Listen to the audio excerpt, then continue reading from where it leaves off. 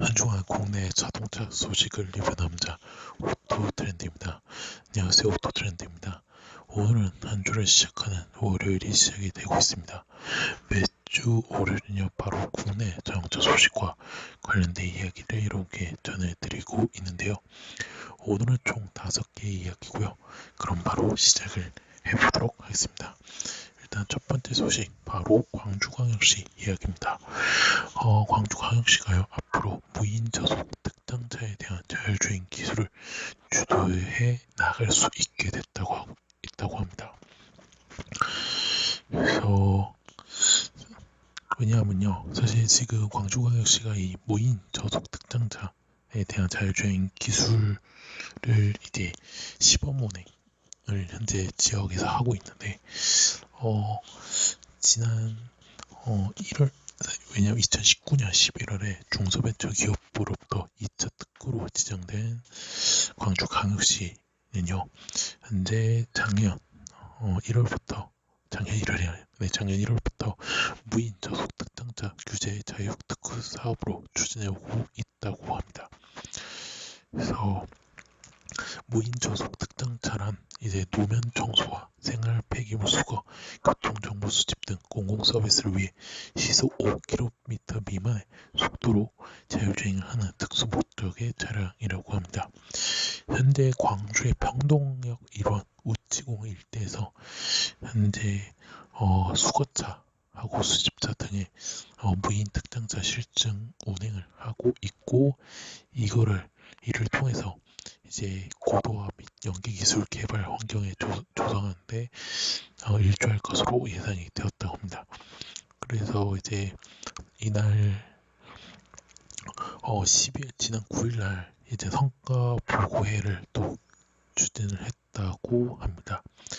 그리고 또 이 성과 보고회에서요 바로 LDU 플러스와 간의 5G 기반의 또 무인 특장차 자율주행 협력을 위한 업무 협약도 또 체결을 했다고 합니다. 그래서 그렇게 알아두시면 좋을 것 같습니다. 그래서 그렇게 알아두시면 좋을 것 같고요. 자, 그 다음 이야기 바로 자동차 산업연합회 이야기입니다. 연합회가요 지난 14일 온라인으로 제21회 자동차 산업발전 포럼을 열고 자동차 업계 경영 및 미래차 전환 실태 조사 결과와 시사점을 보고서를 발표했다고 합니다. 그래서 300개 사와 그 다음에 종사단 405명을 대상으로 이메일 등으로 실시를 했다는데요. 결과는요 한 절반 이상이 미래차 분야에 진출을 하지 못한 것으로 나타났다고 합니다. 또 진출을 했지만요 수익을 실현하지 못한 기업도 한 20% 정도라고 합니다. 그러니까 어떻게 보면 전체 중에 80% 가량이 미래차 분야로 완전히 전환하지 못했다는 의미고요. 그리고 미래차 분야 진출 업계 중에 양산 제품을 양산할 때까지 약 5년 이상 소요된 비율도 한 35%라고 합니다. 그러니까 이 전환을 하는데 상당한 기간이 소요된다는 것을 보여주고 있다고 하고요. 그리고 미래차 이 관련 부품을 한 종을 생산하는데 한 13억 정도가 된다고 합니다. 소요 기간은 평균 13개월인데 사실 이거는 지난해 조사에 33개월이라고 했었는데 그거에 비해서 확실히 단축이 됐다고 하고 아무래도 이 애로 요인이 뭐라고 말에는 자금 부족이 꼽았다고 합니다. 그다음에 전문 인력 부족, 원천 기술 부족 등도 답변이 나왔다고 합니다. 그래서 이제 만약에 지금 이 진출을 못한 기업들이 만약에 어떤 분야로 희망을 하는지 또 확인해 본가 전기차 전용 부품, 그래 미래차용 공용 부품 순이었다고 합니다. 비교적 난이도가 좀 높은 자율주행과 수소차 전용 부품은 상대적으로 적었다는 점을 말씀을 드리도록 하겠습니다. 그래서 그렇게 알아주시면 좋을 것 같고요. 그 다음 이야기 바로 LG전자 이야기입니다. LG전자가요, 촬영용 폴더프 디스플레이를 관련 디스플레이, 그러니까 촬영용 인포테인먼트 시스템용 폴더프 디스플레이 특허 출원을 했다고 합니다.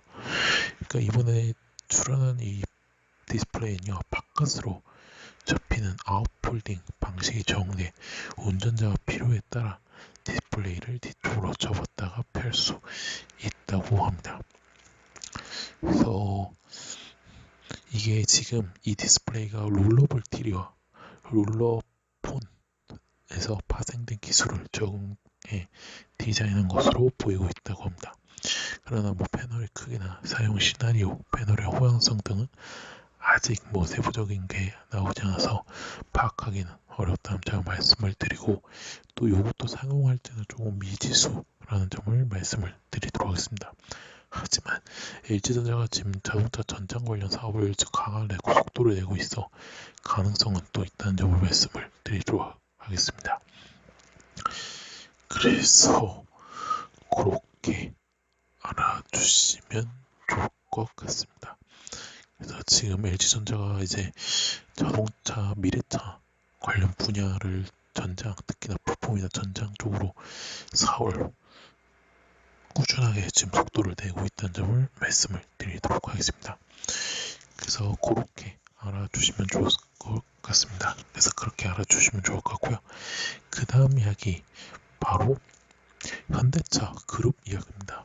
현대차 그룹이 지난 16일 날요, 첨단 로보틱스 기술이 집약된 신개념 소형 모빌리티 플랫폼 모베드를 공개를 했다고 합니다.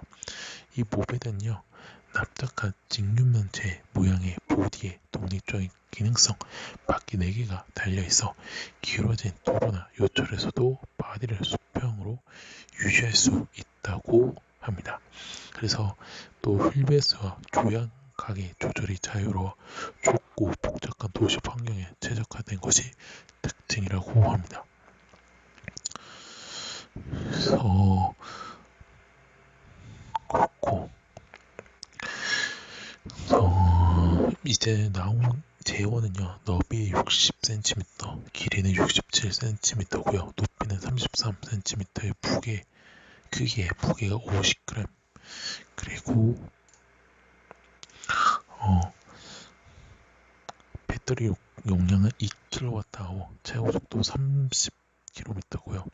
1회 충전 시 약 4시간의 주행이 가능하며 12인치 타이어가 적용이 됐다고 합니다. 그리고 이 모베는요, 스케이트보드와 같은 플랫폼으로 개발이 되었기 때문에 어떤 장치를 얹었는지에 따라 다양한 어플리케이션도 활용이 될 수 있다고 합니다. 그래서 이렇게 공개를 하고, 요거는 이제 내년 1월에 미국 라스베이거스에 열리는 CES 2022에 참여해 로보틱스를 주제로 미래 비전과 신개념 로봇을 발표할 예정이라고 합니다. 그래서 그렇게 알아두시면 좋을 것 같고요. 자, 마지막 이야기 바로 에디슨 모터스 이야기입니다. 에디슨 모터스는 수소전기 버스 개발에 나선다 합니다. 바로 미국 수소 솔루션 업체인 미국 플러그 파워와 시내버스용 수소전기 버스 프로토타입 개발 및 양산 판매를 추진하기 위한 합의서를 체결을 했다고 합니다. 그래서 에디슨 모터스의 전기버스 플랫폼에 플러그 파워의 125kW 연료전지 시스템인 프로젠이 더해질 예정이라고 합니다. 그래서 요거는 이제 내년 하반기까지 개발하고 인증 완료 후 2023년 상반기까지 양산 모델 출시를 위해 플러그 파워와 협력할 계획이라고 합니다. 그래서 그렇게 알아주시면 좋을 것 같습니다. 그래서 그렇게 알아주시면 좋을 것 같고요. 자, 이로써 오토 트렌드가 준비한 국내 장차 소식은 여기서 마치도록 하겠습니다. 오토 트렌드는 현재 네이버, 디스토리, 팟빵, 파티, 유튜브에서 현재 현재 활동을 하고 있고요. 자동차뿐만 아니라 모터스포츠 관련된 리뷰, 영상, 포스팅까지 하고 있으니까요. 네이버나 서류 추가, 이웃 추가를 해주시면 감사했고요. 디스토링 구독, 팟빵 아파트에서 구독이 후원, 마지막 유튜브는요. 구독 및 좋아요, 알람 설정까지 눌러주시면 대단히 감사하겠습니다. 저는 내일 국내 모터 스포츠에서 뵙도록 하겠습니다. 지금까지 오토 대란되었습니다. 감사합니다.